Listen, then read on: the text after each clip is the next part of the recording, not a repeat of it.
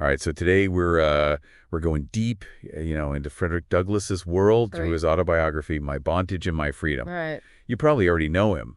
I mean, as this powerful, abolitionist Yeah, writer. yeah. But this deep dive is really about understanding him as a person, Yeah. his experiences, his struggles, and in the end, his incredible resilience. You know what strikes me most about this autobiography is Douglas's insistence on its authenticity. Oh, really? He names names, he names places, he talks about events. He wants to make it very clear this is not fiction. Hmm. This is the truth of his life. And that honesty makes his story so much more powerful. Right. You really feel the weight of his experiences. Absolutely. So we're going to trace his journey from those early days in slavery to his escape Right. and the remarkable life he built as a freeman. It's a story that resonates, with anyone fighting for justice and equality, Yeah, reminding us that, the fight for freedom is never truly over. it's a constant struggle. Absolutely. So let's start at the beginning. Okay. His early life. All right. Douglass was born in Tuckahoe, Maryland, Mm-hmm. a place he describes as pretty desolate, even famine-stricken. Wow. The pretty stark starting point for Yeah. a man who'd go on to achieve such greatness. It's fascinating how we even point out that the name Tuckahoe, pronounced Tuckahoe, might reflect that poverty. Oh, that's interesting. Like, was it a term coined, kind of in mockery, or did it stem from the desperation of someone literally stealing a hoe to survive? Wow. It sets the stage for a life marked by, hardship and Right. deprivation. But even in this environment, Douglass remembers moments of joy Mhm. from his childhood, Right. playing with other enslaved children. Yeah. These moments of innocence Yes. make the realities of the slavery that he faced even more jarring. It becomes even more heartbreaking when we consider his family life. Right. He was separated from his mother at a young age. Wow. This was a tactic used to control enslaved people. Mm-hmm. You sever those family bonds. Right. He has a vivid memory of being denied food by Aunt Katie Oh, wow. and then rescued by his mother, That's amazing. who not only fed him, but,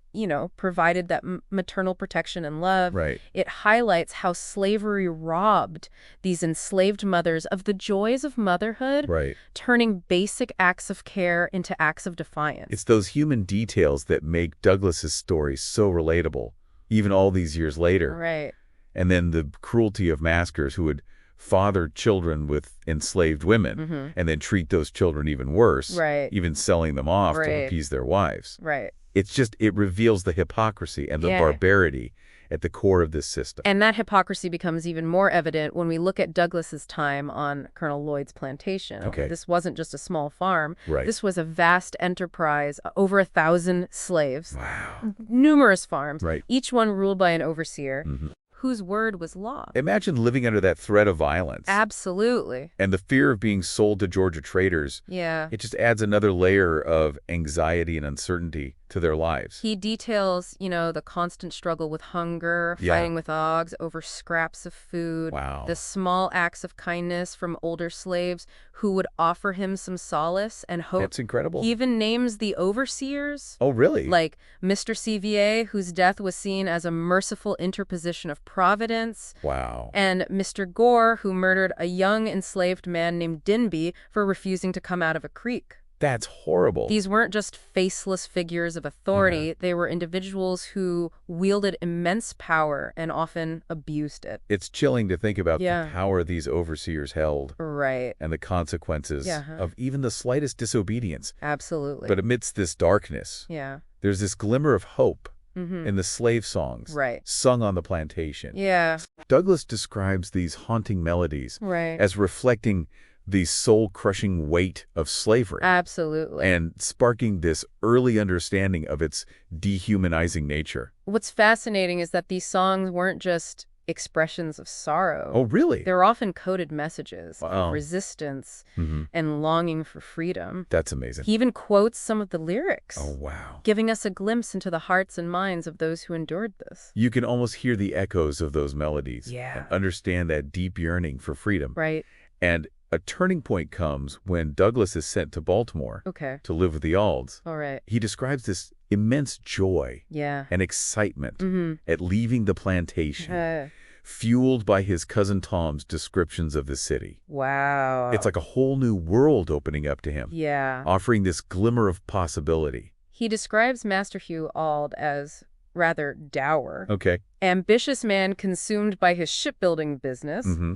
Mrs. Sophia Old, however, initially appears kind. Okay. She treats Douglas with a degree of humanity he hadn't experienced before. Wow, that's interesting. Provides better food, clothing, a sense of belonging. That's pretty unusual for a slaveholding mistress. Very unusual. Yeah. But tragically, she succumbs to the corrupting influence of slaveholding culture. Oh, wow. And becomes cold and cruel over time. It's just a stark illustration of how slavery poisoned even those with seemingly good intentions. Absolutely. And this is where Douglas's forbidden education becomes so crucial. Yes. He learns to read and write. Right. And through this, he starts to understand the nature of slavery. Right. This knowledge fuels his discontent, intensifies his yearning for freedom, and sparks this growing abhorrence for his enslavers. It's incredible to think about the power of literacy in shaping his understanding of the world and his place in it. And that brings us to a pivotal figure in Douglas's life, Edward Covey. Okay. The infamous slave The brain. slave brain. It's chilling to realize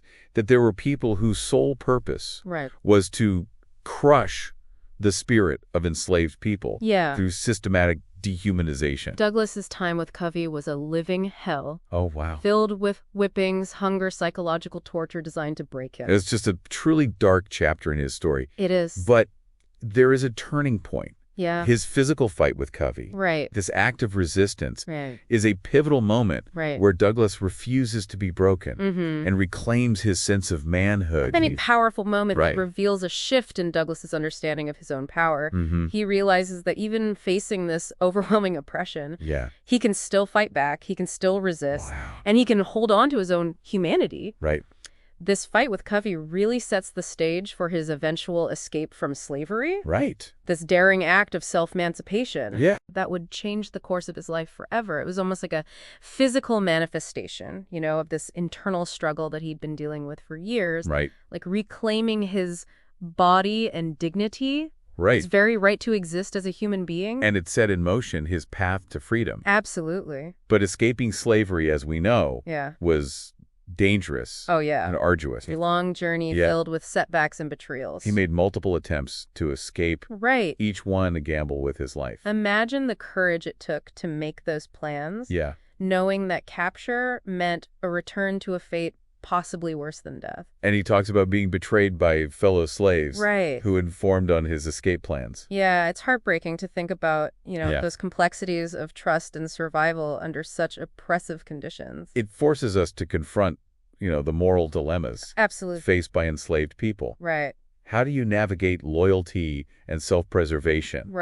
When the system is designed to pit you against each other. Exactly. It's amazing that he never gave up hope. It is a testament to his spirit. Even after experiencing such betrayal. Absolutely. And when he finally reached New York, that feeling of liberation must have been overwhelming. But freedom didn't erase the scars of slavery. He describes his initial fear and loneliness in New York. Oh, wow. Which is a stark contrast to the elation, you know, he expected. It's a reminder that the journey to true equality doesn't just end with physical freedom. It's so true. The psychological and social wounds of slavery, you know, the ingrained prejudices of society, all of that continued to cast a long shadow. It's a reminder that the fight for justice is ongoing. Absolutely. It's a process. It is. But even with these challenges, Douglas found his voice and joined the abolitionist movement, becoming this powerful advocate for the freedom of his people. And it's fascinating how he uses his own experiences to challenge the notion of inherent racial differences. He talks about traveling on trains where white passengers refused to sit next to him. Oh, wow. Only for those same seats to be desirable after a white governor chose to sit with him. It just shows the absurdity of prejudice. It does. It's not about inherent qualities, but about societal perceptions used to maintain these power structures. Precisely. Douglas dismantles the idea that racism is biological. He shows that it's learned. It's a social construct used to justify oppression. It makes you examine your own biases and the ways we might unknowingly perpetuate inequality. For sure. And he's not afraid to call out the hypocrisy of American Christianity. He argues that many slaveholding Christians twisted their beliefs to justify enslaving other human beings. He uses really powerful language. Oh, wow. He refers to this pious cruelty of slaveholders who used religion as a shield. He even says he'd rather have a non-religious master. Wow. because the religious ones in his experience were often the cruelest. It's an indictment of those who used religion to sanction and perpetuate this system built on exploitation. Absolutely. And dehumanization. Right. And he's equally direct about the economics of slavery. He refers to slaveholders as a band of successful rackers. Wow. Highlighting that their wealth was built on stolen labor. He exposes the contradiction between American ideals of freedom and equality and a nation built on slavery. That contradiction is also evident in his experiences abroad. Right. He found respect and dignity in England, a monarchy, compared to the prejudice he faced here. The contrast is striking. It is. In England, he was treated as an equal. Yeah. No one questioned his humanity or treated him as less than because of his skin color. It made him question the very fabric of American society. It did. And the ideals that it claimed to uphold. Right. His journey to England wasn't just about escaping persecution. Yeah. It was about finding a space where he could be seen and treated as a human being. Absolutely. Worthy of respect and dignity. Right. But despite finding refuge abroad, Douglas felt this obligation to return to the United States and fight for the freedom of his people. Yeah.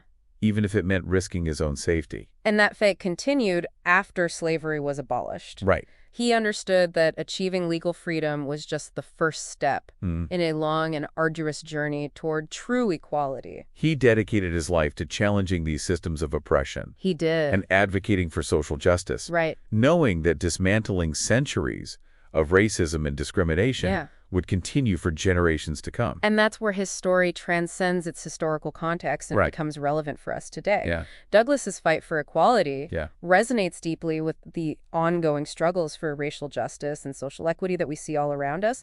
It's a reminder that the fight for freedom is never truly over.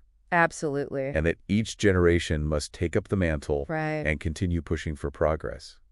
Yeah, it's incredible to think about the courage it took for him to return to a country that had treated him so unjustly. Right. But he knew that true freedom, required more than just his personal liberation. Right. It required systemic change. And he didn't just speak out against injustice, he took action. Right. Like he challenged his former master, Thomas Auld, in a letter, demanding to know the whereabouts of his siblings who were still enslaved. That's powerful. It was a bold move. It was. Reclaiming his family history, that had been fractured by slavery. That letter wasn't just about finding his siblings. Right. It was about confronting the man who held him captive, demanding accountability, and exposing the cruelty that still, was a part of American society. It speaks to his unwavering commitment to justice. It really does. Even when facing personal risk. And what's remarkable is that his story, his fight, it continues to resonate with us today.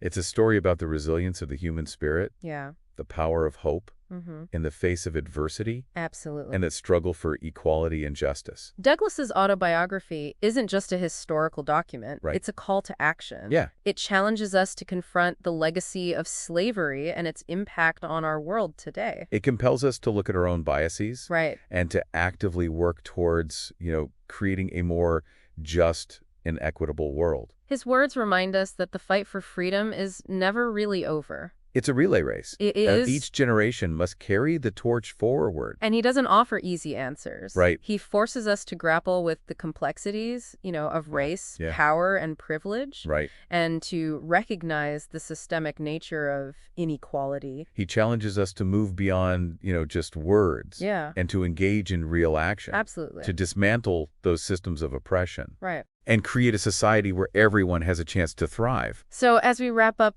this deep dive into Frederick Douglass's life, I think the biggest takeaway is that his story, it's not just about him. Right. It's about the millions who suffered under slavery, about the fight for racial justice, and about the power of one person to make a difference. His story is a testament to the power of the human spirit to overcome adversity. Right. And to inspire change. It is. It's a story that I think should ignite a fire in all of us. Yeah. A fire that fuels our commitment to justice, equality, and a world where everyone can be free. Absolutely. Thanks for joining us on this deep dive into the life and legacy of Frederick Douglass.